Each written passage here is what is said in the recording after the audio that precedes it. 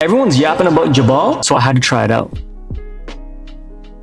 Tell me how I got a coffee and a croissant and it came to $20? $20. We're about to see if it's worth it. Yo, it's your boy Nine, and today we're about to do a food review. I almost forgot to say that. I asked them, I was like, yo, what's your most popular item here? Jabal latte. Look at that. Oh, look how pretty that is. A double shot of espresso. Me, I guess so.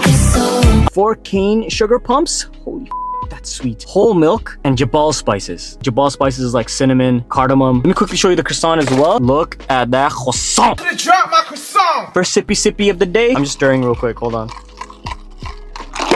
Bismillah. That's refreshing. Would I come back because I'm craving Jabal? Craving that Jabal latte? Not really. I don't think I would crave